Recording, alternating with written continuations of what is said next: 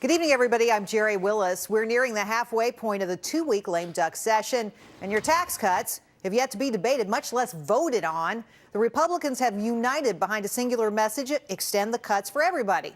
The Democrats? Who knows? Congressman Kevin Brady is a Republican from Texas who serves on the Joint Economic Committee. Congressman, welcome. Good to have you here, sir. Thanks, Gerri. Thanks for having me.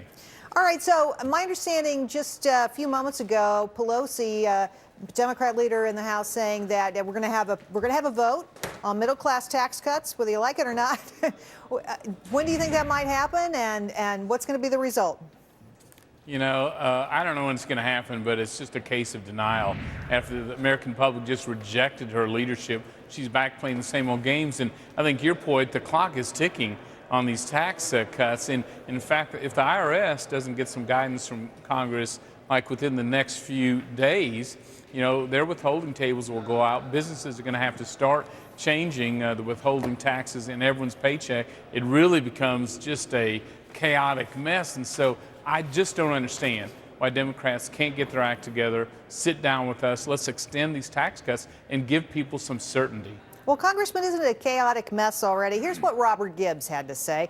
We're getting closer to the point at which the tax debate is going to have to get worked out. No kidding. Nobody at the White House thinks you're going to get a ton of stuff done the first week. Hello? He sounds like it's October, not November, closing in on December.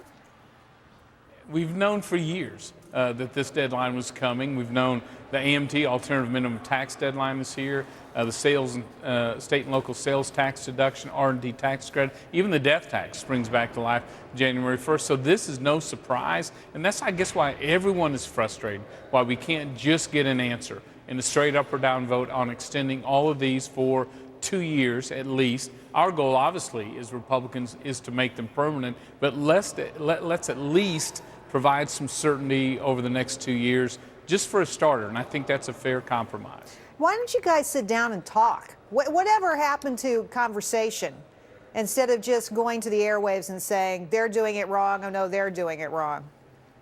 Well, I know this leader and soon-to-be Speaker John Boehner, and Dave Camp, the chairman of the Ways and Means Committee, soon-to-be chairman, is willing to sit down. We've made our position known. We simply haven't been invited to any table on this. But the good news is they know where we stand. They know we're ready to provide these votes. And I think Democrats in the House will join with us in extending these tax cuts. My worry is they don't get a vote. None of us get a vote. Well, let's talk about those Democrats for a minute, because they're all on a different page. Listen to Representative Jerry Connolly. He says, the problem is we have two immovable objects, and the White House has an opportunity to force us to some common ground. And then Senator Evan Bayh says Congress is the institution that has to act. The president can only do so much. It is this place that ultimately has to act on it. Who is it, Congress? Is it the White House? Who should lead here?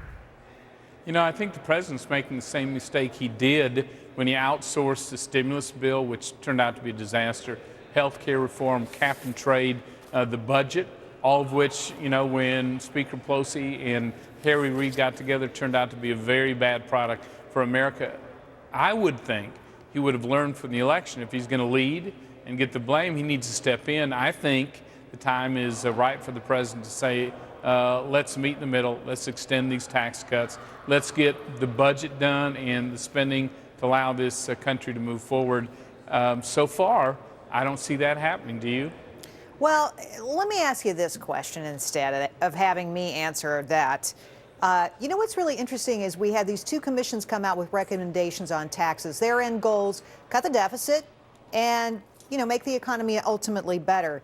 Both of these commissions suggested big-time tax cuts, income tax cuts that are below the levels of the Bush tax cuts. So really smart people are getting together, having this conversation about how to lead our country, and at the end of the day, they're saying lower taxes. That's what American voters said at the polls. Isn't it clear to everybody now where we should be going? You know, I would think so, and I was encouraged by both commissions that they understood we need a flatter and a lower tax code and tax rates with fewer exceptions, you know, and just a simpler code. They're exactly on target. We may disagree on the size of government they want to fund, but, you know, we've had 300 some economists tell Congress You need to extend all the tax cut. It's the right thing for the economy. Even the president's former chairman of Council of Economic Advisors has said raising taxes now hurts the economy. So consensus is there. I'm just hopeful the Democrats will start to listen. Well, we got a ways to go, I guess. I don't know if the tax forms can be changed, but the taxes can certainly be changed anytime. Thanks, Congressman. Obviously. Appreciate your time.